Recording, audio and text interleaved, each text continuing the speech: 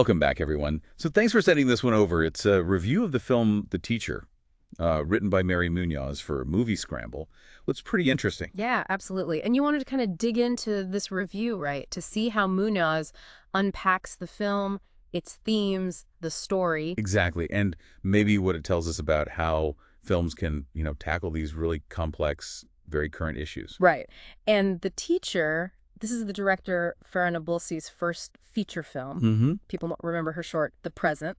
It was Oscar nominated. Oh, right. The one about trying to buy a gift, facing all those daily obstacles under occupation. That's the one. And Munoz, in this review, she actually says The Teacher digs into the occupation on an even bigger scale. Okay, so broadening the focus then.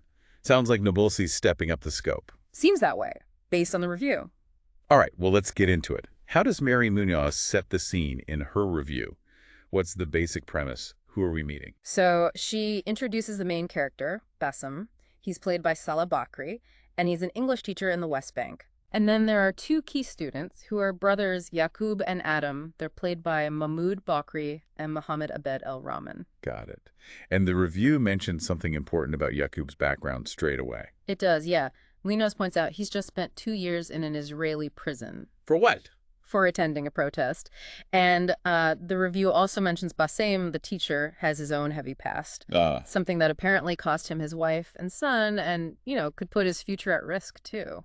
So it sounds like the film weaves these lives together, the teacher, the students. What does Munoz say happens when their stories connect?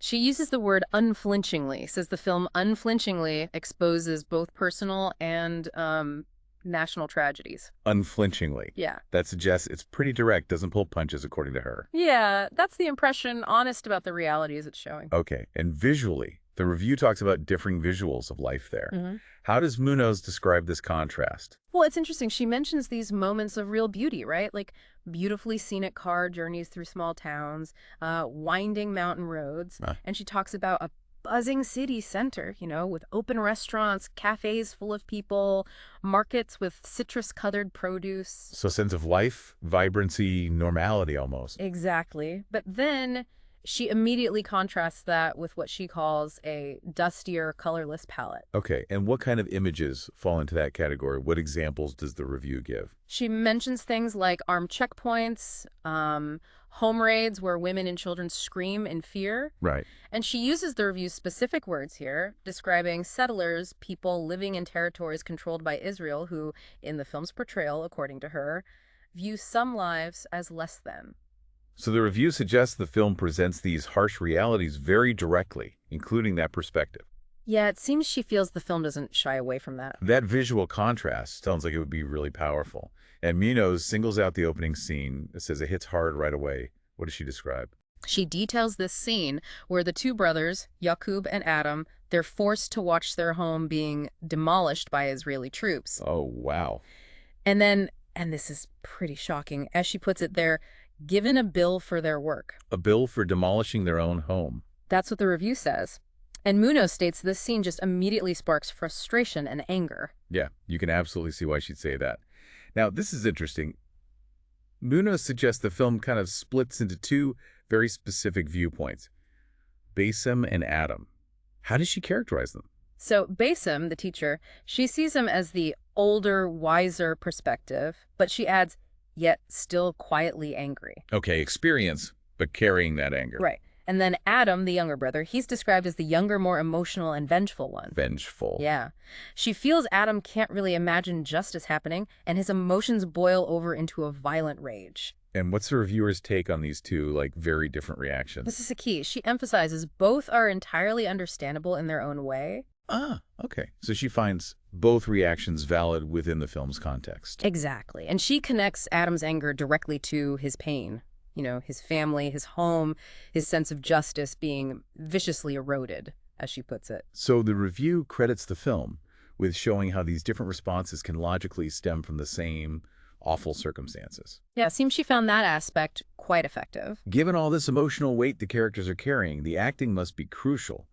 What does Munoz say about the performers? Oh, she gives huge praise to Saleh Bakri, who plays Basem, and Mohammed Abed El Rahman, who plays Adam, says their performances truly carry this film. High praise. Mm-hmm. What specifically does she like about Bakri as Basem? She talks about his gentle, expressive eyes that betray decades of hurt, Hmm. and describes him as seeming genuinely torn between being a man of books and a man of action, so capturing that internal conflict. Yeah, the intellectual versus the maybe physical response. Yeah. And Abed El-Rahman as Adam. She calls his a fiery performance, sees him as this young guy just carrying the weight of the world on his shoulders. Really intense. And Munoz uses some really potent language here, saying, for both these characters, their devastation sits like an open wound. That's powerful phrasing, isn't it? It really is. And she follows it up with something quite profound about the film's reach, writing, "We do not even need the subtitles to understand their cries. Grief and injustice are universal languages." Wow. That really speaks to the idea of film transcending language, doesn't it? That raw emotion comes through regardless, making the specific feel universal. Yeah, I think that's exactly what she's getting at. It points to what she sees as the core emotional power of the movie. Okay, but like most reviews, it wasn't all perfect for her. Munoz mentions a couple of subplots where she felt the film gets a little lost. What were they? Right, so first there's apparently a romance between Basem and Lisa, who's played by Imogen Poots. Okay. And the reviewer, Munoz, she just felt it was unnecessary. It didn't really add to Basem's character or the main plot, in her view. So a bit of a narrative detour that didn't quite land for her. Yeah. What was the other one? The other involves a character named Simon Cohen, played by Stanley Townsend, and his wife. They're looking for their son. Their son. Yeah, he's an American-Israeli, an IDF soldier, who's been taken hostage by a Palestinian group in the story. Okay, that sounds like it adds another layer of complexity. Yeah. What did Munoz think of that storyline? Well, she says it feels like it is designed to paint shades of gray amongst the wider story, but it doesn't quite work. Interesting. Why didn't it work for her, do you know? Why didn't it add those shades of gray? She connects it to another character, Lieberman, played by Paul Hertzberg. Munoz describes Lieberman as being in cahoots with Cohen, Townsend's character. Okay. And her description of Lieberman is pretty blunt. She calls him positively vile and says he seems eager to destroy some Palestinian lives. I see. So her take is that while the idea of the Cohen plot might have been to add nuance, the portrayal of this Lieberman character sort of undermined that aim for her, making it less gray than intended. That seems to be her reading, yeah. It shows what she was looking for, maybe, in terms of balance, and where she felt the film didn't quite hit the mark on that specific point. Right. Okay, let's broaden out again. Thinking about the film's overall impact, how does Mary Munoz connect it to, the real world, what we see on the news? She explicitly states the film gives additional context and story to the scenes that we see unfolding on the news. So putting human faces and stories behind the headline. Pretty much. Helping to understand the human dimension. And like we touched on, part of that is showing the West Bank is more than just conflict. Right, showing that vibrancy you mentioned earlier. Exactly. She repeats that point, showing a place full of life, full of hope, full of people just trying to make it through another day. But then the film underscores how fragile that is. Yeah, Munoz writes that Nabulsi, the director, artfully demonstrates how quickly all of this can be snatched away without any sense of justice or morality. She seems to appreciate that artistic handling of the vulnerability. And what's the feeling it leaves you with as a viewer, according to Munoz? She describes a horrible, cloying feeling of powerlessness that impacts both characters and viewers alike. Wow. Cloying powerlessness.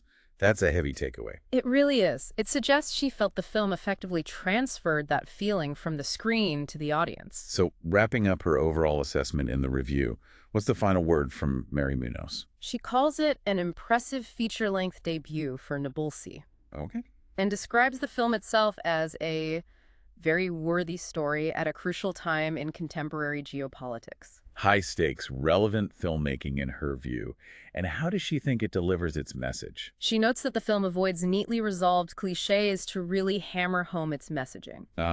So resisting easy answers makes the points stronger, she feels. Yeah, that seems to be the idea. The lack of neatness is part of the message. Okay, so let's just quickly recap what we've pulled from Mary Munoz's review of The Teacher. It sounds like she sees it as a film trying to give a really powerful window into life under occupation. Definitely. She highlights the use of those contrasting visuals, the deeply felt character perspectives, particularly from the two leads. Right, Saleh Bakri and Mohammed Abed El-Rahman, whose performances she really praised. Exactly. And she notes its deliberate choice to avoid easy answers, which contributes to that feeling of, powerlessness she described experiencing. And while she found a couple of the subplots maybe less successful in adding the intended nuance. Mm. She ultimately sees the film as providing important human context for current events, reminding us of the everyday life that goes on, even amidst tragedy. Yeah, and that point about the universal languages of grief and injustice is Hmm. pretty compelling. The idea that the film taps into something fundamental that resonates beyond the specific situation. It really leaves you thinking, doesn't it? Like, There, how much can focusing on these individual human stories within huge geopolitical conflicts actually change or challenge how you understand the news you consume every day? right.